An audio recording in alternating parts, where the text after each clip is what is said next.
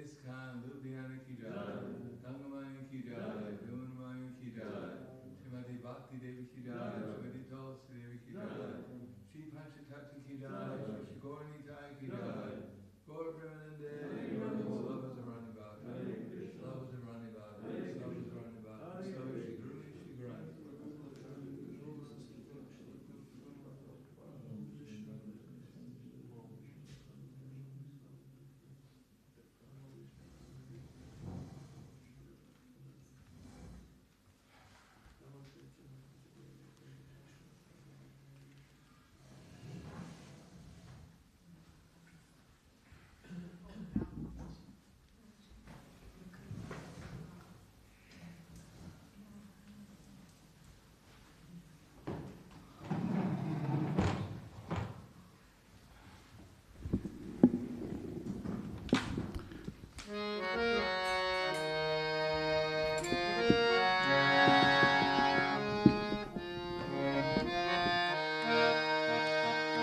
Jaya Radha Madhava Jaya Kunja Bihari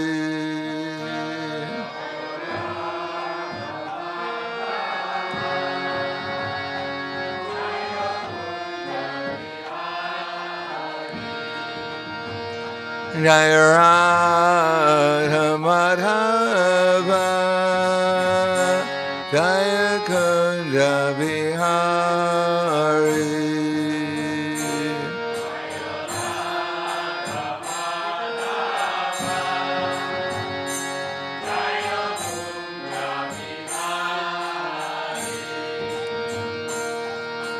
Gopidana Vallabha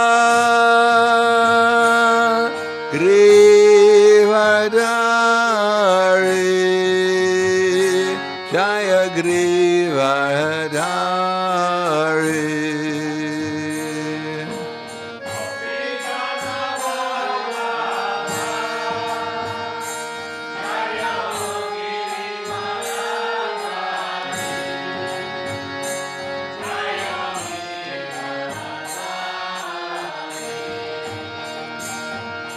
Gopidana Vallabha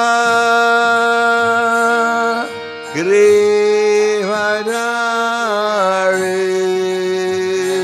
Jaya Grivadari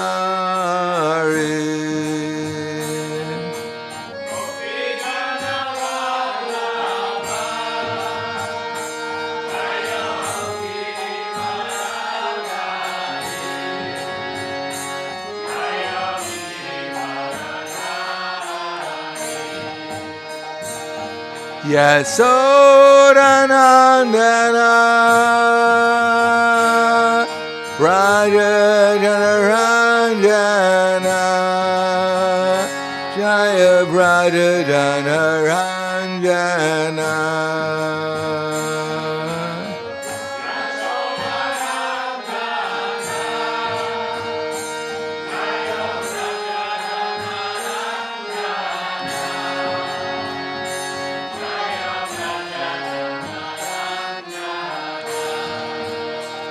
Yasodanandana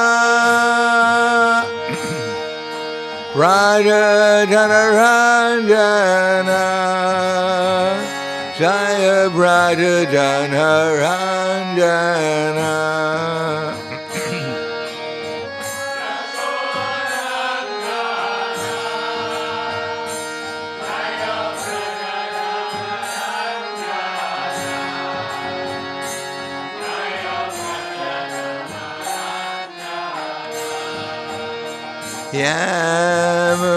Yamunadira Bharachari Jaya Kunja Vihari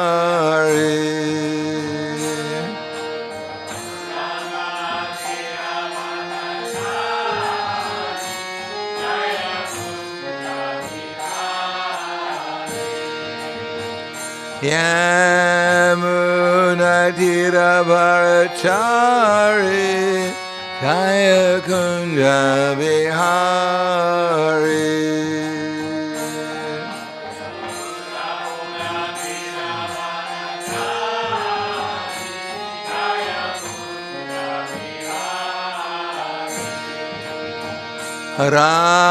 Radha Madhava Jaya Kunja Vihari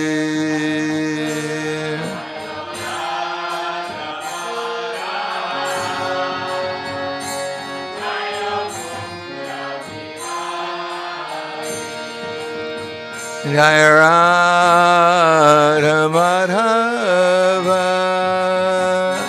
Jaya Kunja Vihari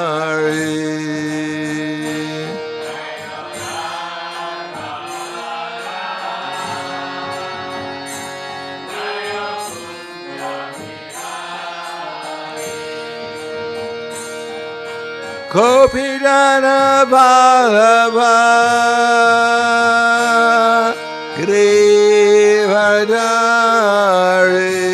Grivadari Jaya Girivardhari.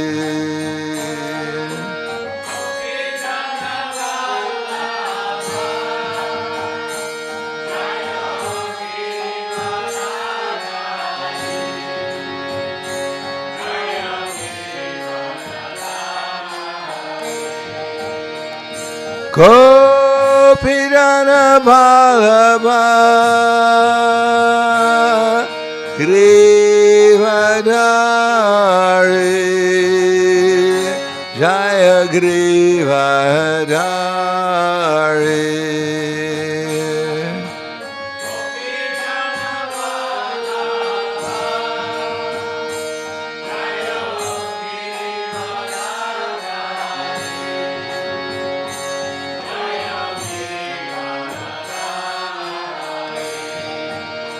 Yasodanandana Raja Dhanaranjana Jaya Raja Dhanaranjana.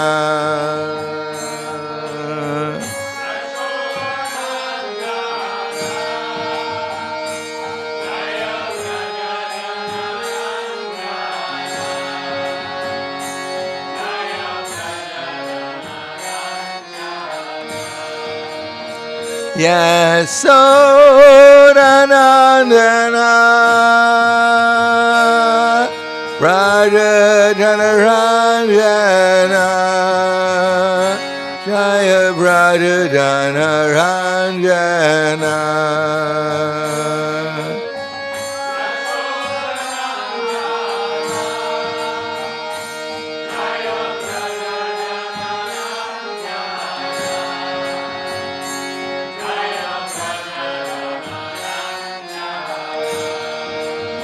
Yamunadiravarachari Jaya Kunja Vihari.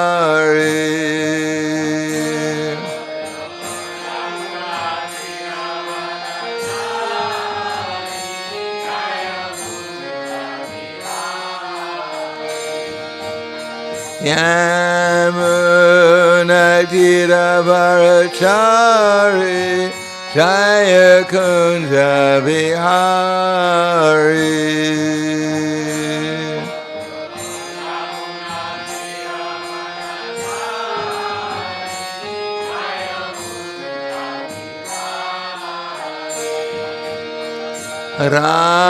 Radha Madhava Jaya Kunja Vihari.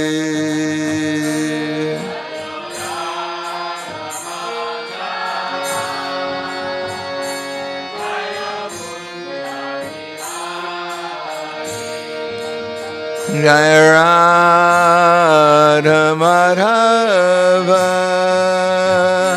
Jaya Kunja Vihari.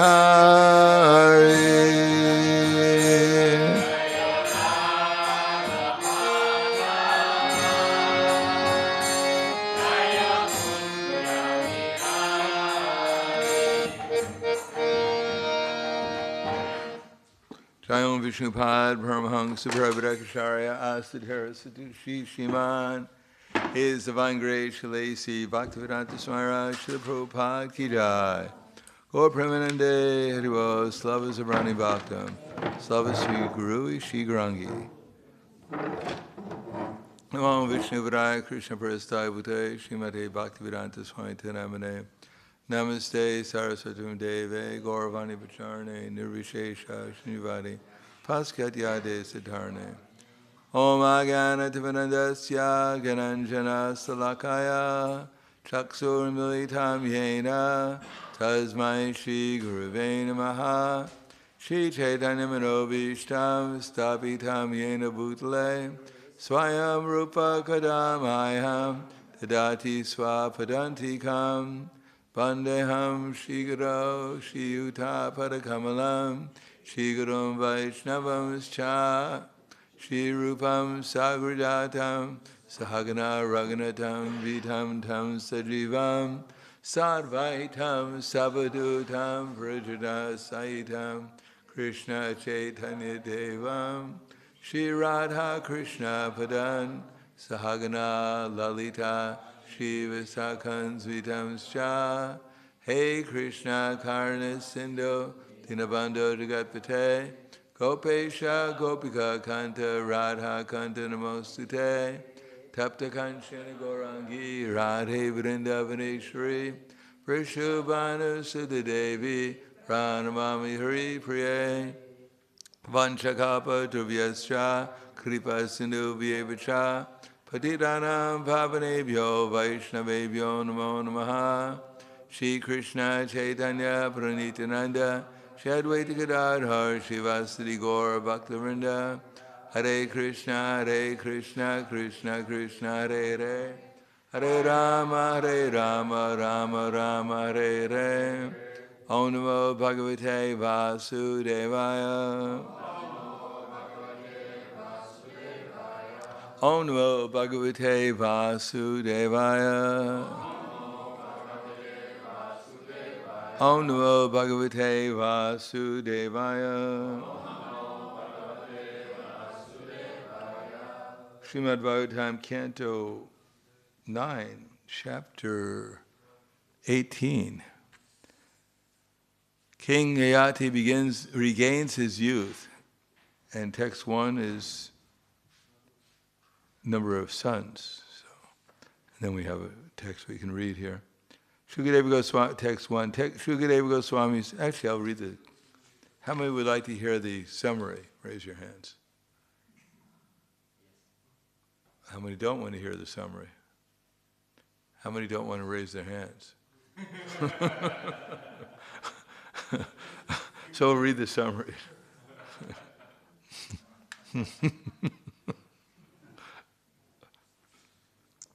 King Yayati regains his youth. This chapter gives a history of King Yayati, the son of Nahusha. Among Yayati's 5 sons, the youngest son, Puru, accepted Yayati's invalidity. When Nahusha, who had 6 sons, was cursed to become a python, his eldest son, Yayati, took sannyas. Well, I guess if my father was cursed to become a python, I'd take sannyas too.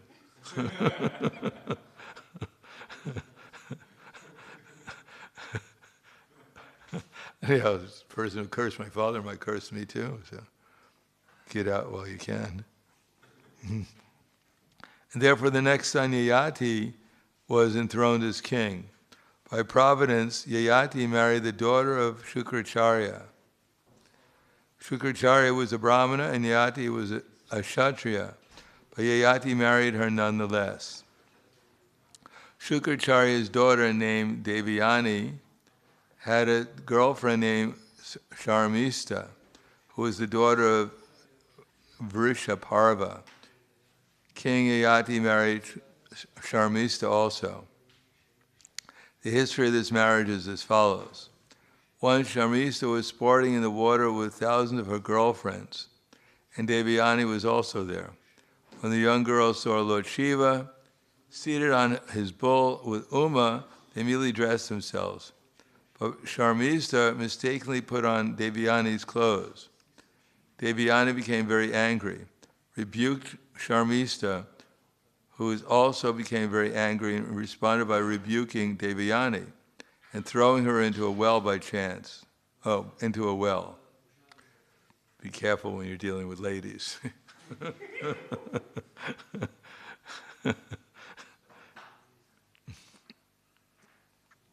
By chance, King Yayati came to that well to drink water, and he found Devayani and rescued her. Thus Devayani accepted Maharaj Yayati as her husband. Thereafter, Devayani, crying loudly, told her father about Sharmista's behavior. On hearing of this incident, Shukracharya was very angry and wanted to chastise Vrishaparva, Sharmista's father. Vrishaparva, however, satisfied Shukracharya by offering Sharmista as Devayani's maidservant. Thus, Sharmista, as the maidservant of Devayani, also went to the house of Devayani's husband. When Sharmista found her friend Devayani with a son, she also desired to have a son. Therefore, at the proper time for conception, she also requested Maharaja Yati for sex. When Sharmista became pregnant also, Devayani was very envious. In great anger, she immediately left for her father's house and told her father everything. Shukracharya again became angry and cursed Yayati to become old. But when Yayati begged Shukracharya to be merciful to him, Shukracharya gave him the benediction that he could transfer his old age and invalidity to some young man. Yati exchanged his old age for the youth of his youngest son, Puru, and thus he was able to enjoy with young girls. Text 1.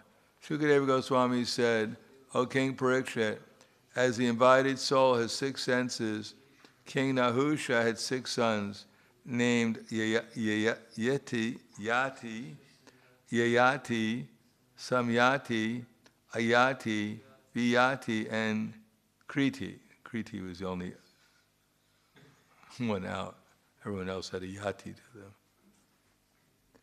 So if you want to remember his 6 sons, it's easy. Yati, Yayati, Samyati, Ayati, Viyati, and Kriti. Kriti is a hard one to remember.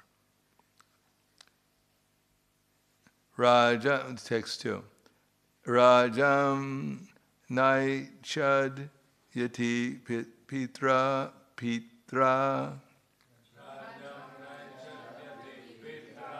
Datam Tat Pari Namavit Yatra Paravishta Purusha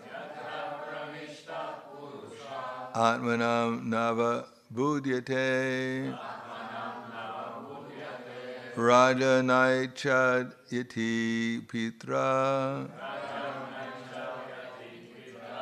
Datam Tat Parinamavit Yatra Pravishta Purusha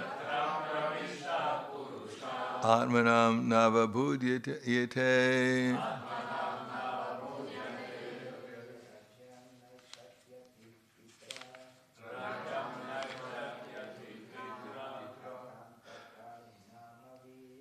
Tam Tatvari Namavit Yatra Pravishta Purusha Atmanam Navabudyate Rajam Naichadyati Putra Tatam Tat Parinamavit Yatra Pravishta Purusha Atmanam Navabudyate. Ladies.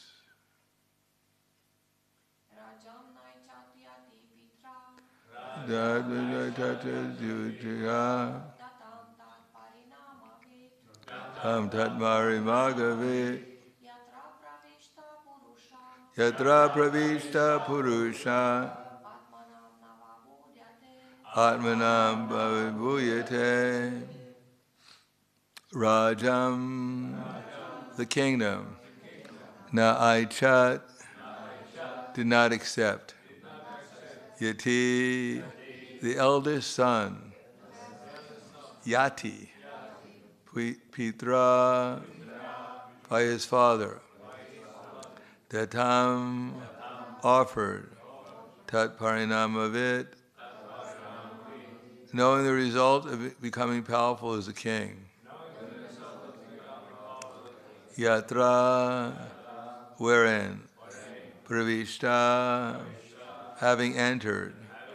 Purusha, such a person. Atmanam, self-realization. Not. Abhibudyate, will take seriously and understand.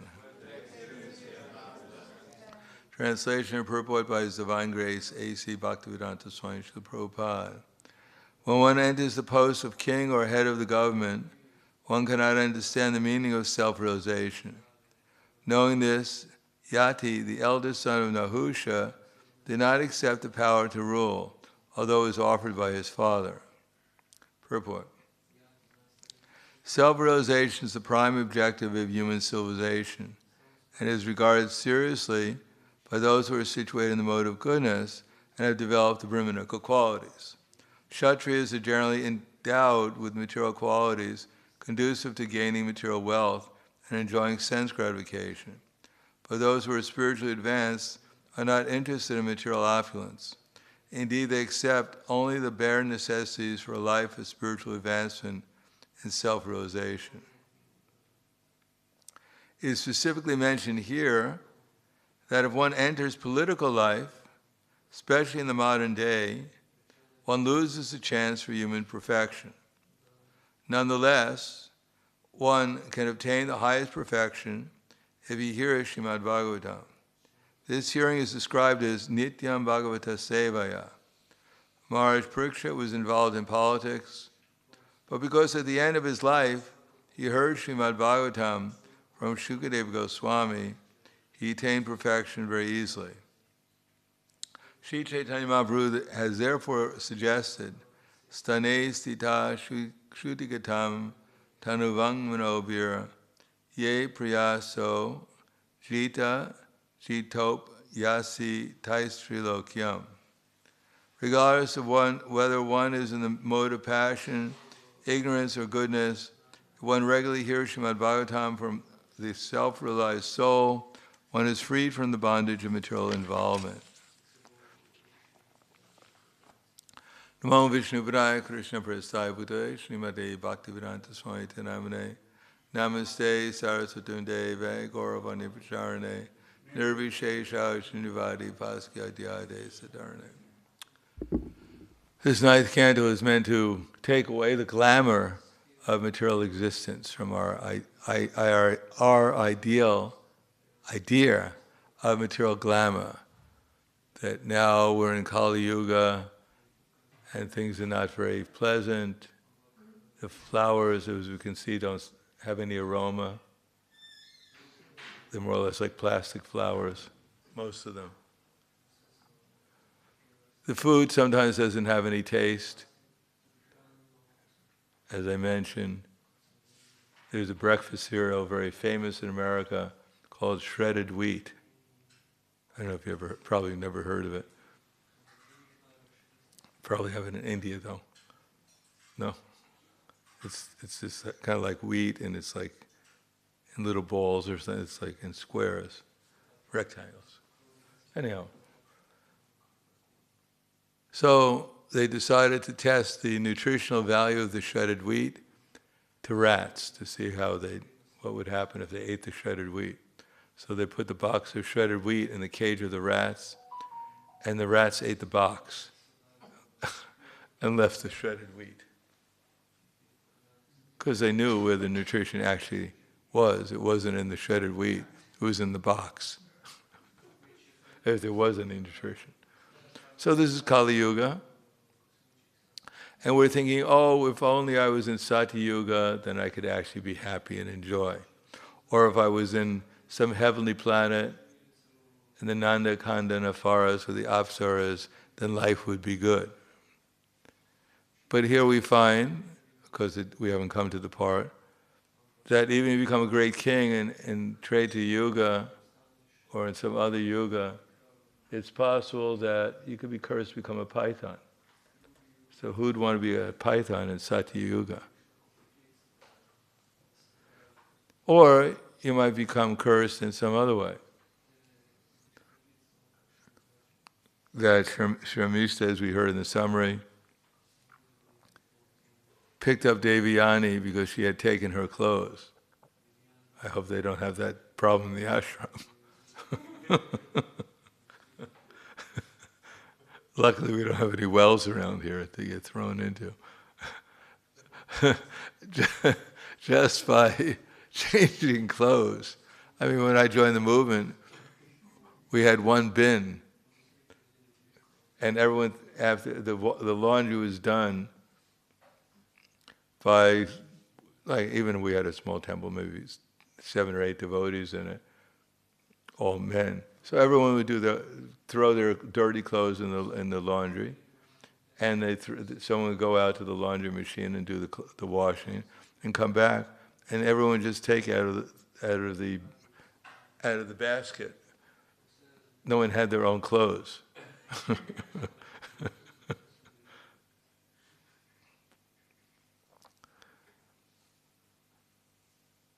But here we find that sometimes someone is so attached. And these are not ordinary persons.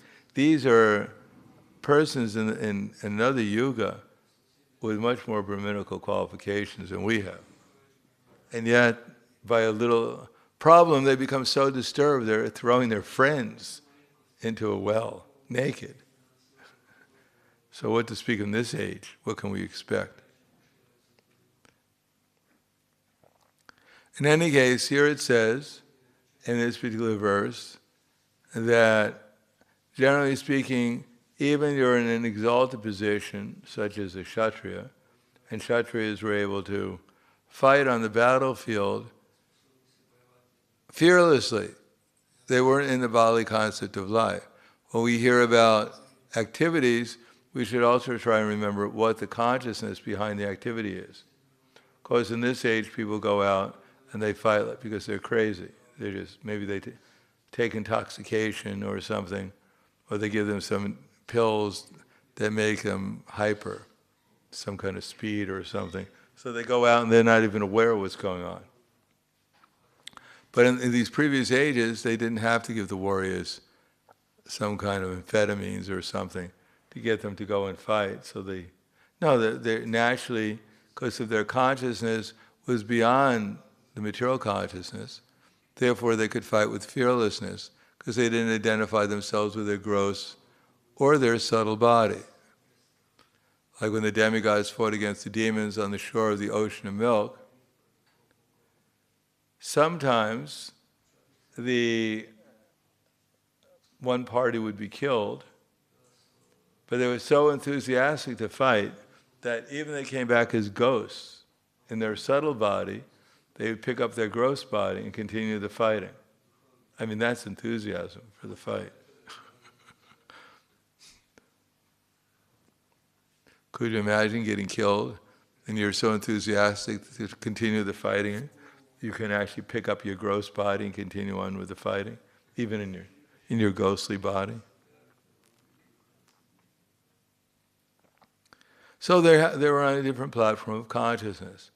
Still, here it also mentions that our consciousness can be affected even when we're highly elevated by the wrong consciousness. Then we can become affected by other consciousness. Even when we're trying to do our duty, just like the Kshatriyas, they generally have to deal with, well, first of all, when you're fighting on a battlefield, you probably don't wash your hands after you kill each opponent. So cleanliness is not the top priority when you're killing. Even you get some blood on your hands, still you don't time out, I gotta wash my hands. Don't want to contaminate anyone else on the battlefield. So when you're fighting or you're killing animals, because as we find even Mother Yudhisthira and Arjuna, they were killing animals, even little deer. Could you imagine going out and killing Bambi? You know who Bambi is? You've heard of Bambi? No, that's good. You've never heard of Bambi? What's that? Bambi, the little deer. So who could go out, and kill Bambi? Or her mother? It's even worse, killing the mother. And what would Bambi do? But Arjuna and Krishna, they went out and killed deer. They killed porcupines.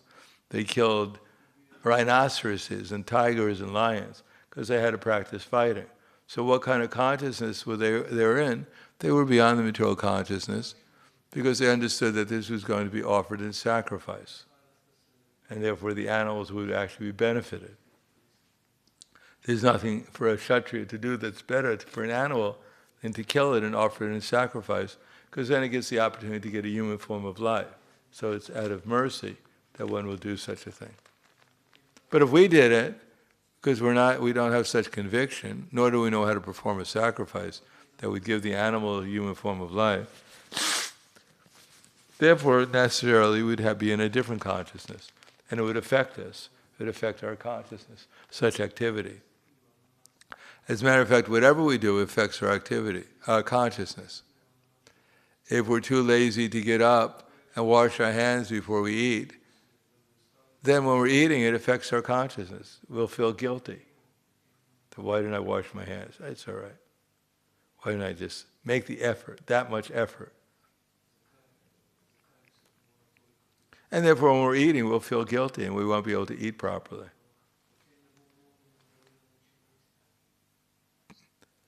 On the other hand, hearing Srimad Bhagavatam is the most auspicious activity, because that Nityam Bhagavata Sevaya, that association puts us on a different level of pure consciousness.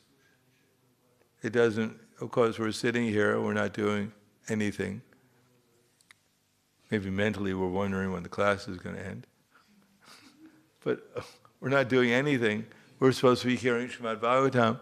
And by hearing Srimad Bhagavatam, therefore our consciousness has good association. As long as we actually try to hear. If we're sitting there and we're thinking about something else, prasadam, what I was dreaming about last night, what my schedule is for today, where I lost my pen. So we're thinking about many other things while we're hearing Srimad Bhagavatam. Then we're not associating with Bhagavatam, because we actually associate through the process of consciousness, of hearing. Wherever our consciousness goes, that's really where our association is. But just by making some effort of hearing Srimad Bhagavatam, then stane stita shruti gatam dhanuvang mano bira, then there's no need to change our position. Because right now, in Kali Yuga, we have no position. So we don't have to change anything. We don't have to change who we are, or what we're doing, or our service, anything. We just have to hear Srimad Bhagavatam with the right attitude. And the result is that if Krishna sees our sincerity, we actually want to understand the Bhagavatam, then he'll reveal to us the simplicity of it. Because it's actually quite simple. That everyone is Krishna's eternal servant.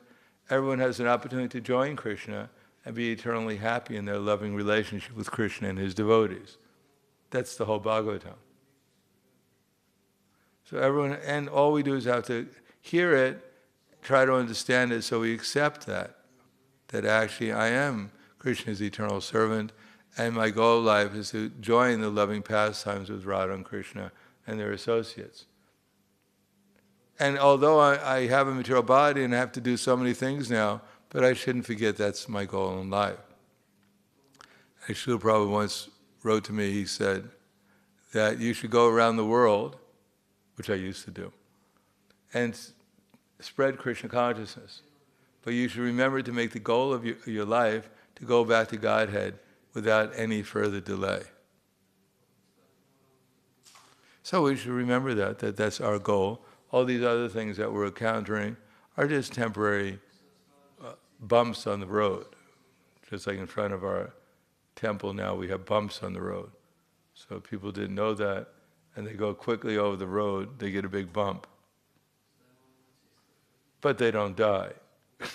They can keep on going. But they'll know, hopefully they learn. So the next time they drive over the same bump, they'll go a little slower. So we may have so many bumps on the road, but we're going back to Krishna, to live eternally in a loving relation with Krishna and his devotees. Be happy forever, unlimitedly happy. So we should remember that and not get too much disturbed over whatever situation we're in. Because anyone who took a material body, in Kali Yuga, it wasn't meant to be a smooth ride.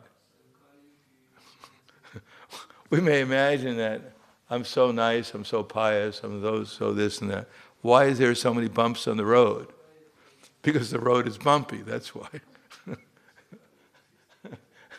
And if you're expecting a smooth ride on a bumpy road, then you might as well, don't drive on the road. Just get off the road and don't do anything. But this is called Yuga, and it's not going to get any better because the bumps on the road are meant so that we can take Bhagavatam seriously and get over this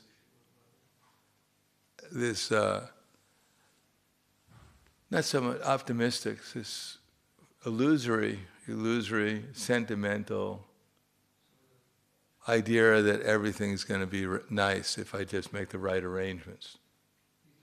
It's never going to be nice. It'll only be nice as much as we become Krishna conscious. As much as we live our lives in Krishna consciousness, things will be nice. Just like in the back of his teacher, I think. What is it? Something about the problems start when the kirtan stop. The problems start. Is that what it says? So we should remember that. And therefore, whatever our situation, try to chant, try to remember Krishna, try to see things in Krishna consciousness. Chanting is nice, but more than chanting, we should try to see things in Krishna consciousness so that we'll actually understand what we're doing when we're chanting. Otherwise, we just chant like a parrot and our minds wander because we don't really know what we're doing.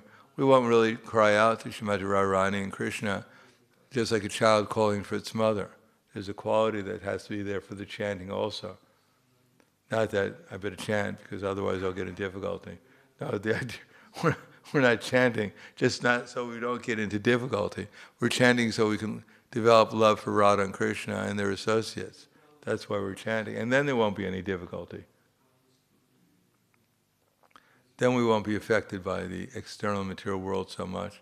Instead, we'll be utilizing the material world in a positive way, utilizing this existence we have now in the most advantageous, most productive way to help ourselves and others remember Krishna and go back to Him, which is the only solution. It's the only success in life. Everything else is just a waste of time. It's not a complete waste of time if it helps us on the path to Krishna consciousness, but ultimately we shouldn't forget what the goal is. Otherwise, we'll become discouraged.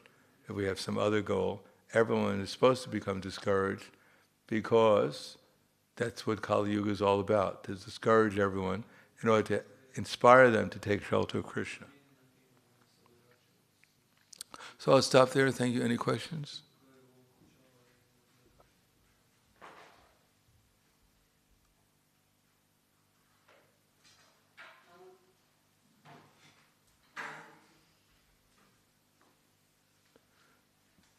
Hare Krishna Maharaj. Related to this Stanestita verse, what are because sometimes devotees or aspiring devotees are in a material situation that's not very conducive to Krishna consciousness. So what's the threshold where you need to change something externally, and what's between changing and tolerating? Well, if we can chant Hare Krishna, we can hear Srimad Bhagavatam, we can worship the deities, we can serve devotees, we can make the atmosphere spiritual, we can tolerate. And if there's some great impediment, we can't chant Hare Krishna especially, then maybe see if we can make some other arrangement. But if we can chant Hare Krishna, then Prahlad Maharaj, he didn't change anything because he was chanting Hare Krishna happily, in spite of the fact that he was underneath the foot of an elephant. He was put into a pit of poisonous snakes. He couldn't change anything anyhow. But anyhow, he tolerated and chanted Hare Krishna and was happy. So usually we're in a better situation than Prahlad Maharaj. Because even if we saw a snake, we'd faint. What to speak of having to be in a pit of them. So Krishna is usually not putting us into such great difficulty, but if there's something that's inconvenient, we can tolerate it if we can chant Hare Krishna. Otherwise, trying to make too many arrangements to get out of an inconvenient situation usually is very inconvenient in itself. To make an arrangement to get out of an inconvenient situation usually causes more inconvenience than the inconvenient situation. Therefore, Chaitanya Mahaprabhu says, "Stane sita shrutikatam dhanavang monobir." If you can remain in your position, if you can simply, with your body, mind, and words, serve Krishna, then there's no problem. Hear from the Vedas, hear Srimad Bhagavatam, and put into practice with your body, mind, and words. Then Krishna will give you His mercy, and that's the aim of whatever we're doing. Get Krishna's mercy. Anything else?